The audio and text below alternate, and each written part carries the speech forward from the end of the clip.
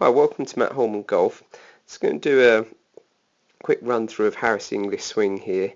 He's definitely one of the best young American golfers out there right now. Very solid technique. Works for a coach out there called Scott Hamilton. He's not sort of the most well-known coaches, but I think he's got sort of over a dozen P.G.A Tour players, and I've sort of done quite a lot of research on his sort of coaching methods. He really speaks a lot of sense, uses sort of modern technology, but not in an overly complicated way. He's got guys like Boo Weekley, Stephen Bowditch, very consistent ball strikers.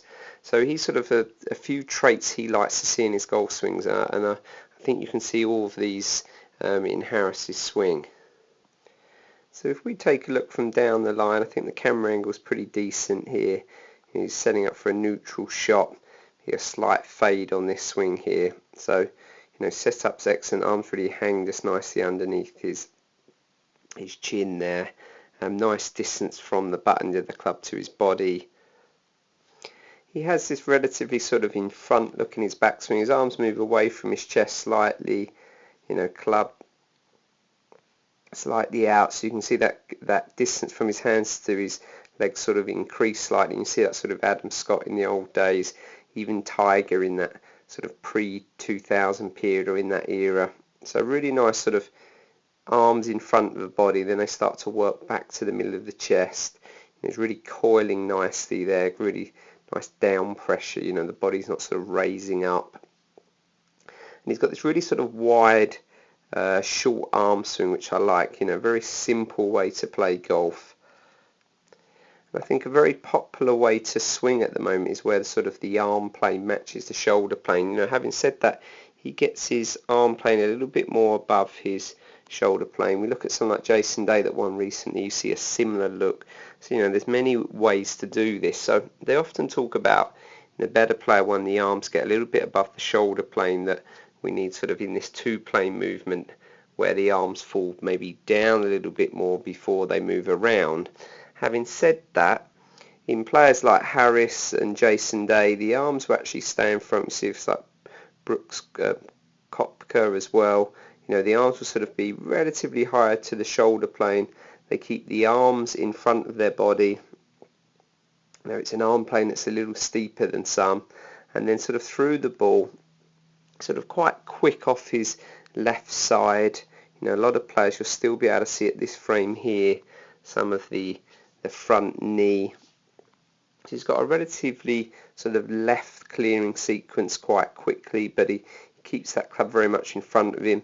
So where his arms drifted out a little bit more than some, you're going to see through impact the shaft plane, clubbed really nicely out in front of his hands. I love this look here, but the shaft's going to be a little higher than you're going to see in some other players.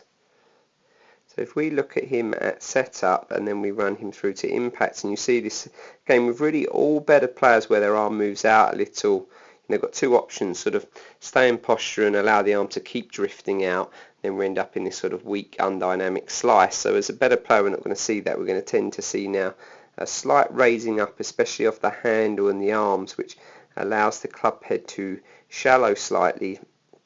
But you'll see this look through impact where the shaft is substantially higher than the original shaft plane. The guys that tend to match it more will have a much slightly maybe flatter move at the top, definitely a transition where the arms fall down from the inside a little bit more, and then they can cover and sort of match that shaft plane. And there's different schools of thoughts. I mean, you look at Jason Day, Harris here, fantastic drivers of the ball.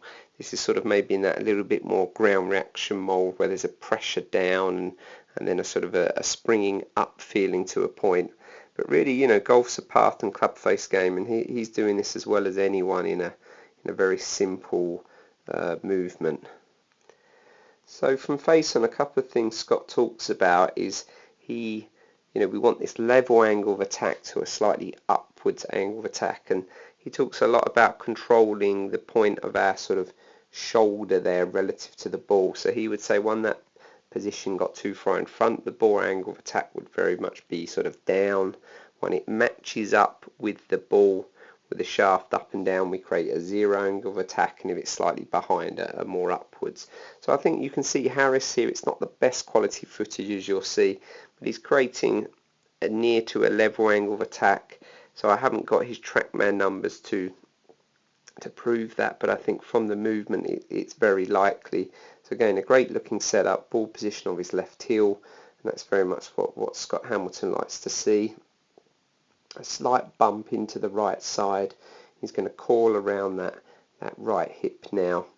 Very good width. I really like this look at the top here. Arms coiled, but the shaft certainly not narrow.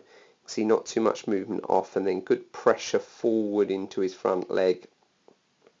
And you're going to see the head back up fractionally. He comes sort of very much back to where he started. I would say lead shoulder is pretty much over the ball, maybe just behind. So we know that angle of attack is going to be near to 0. The shaft sort of deflects a little bit. It's not the best quality footage, but you can see he's really released the shaft nicely there with the club face staying very square. And then from there he stays behind the shot, allowing him to hit up on the ball and then really turn through to an athletic finish.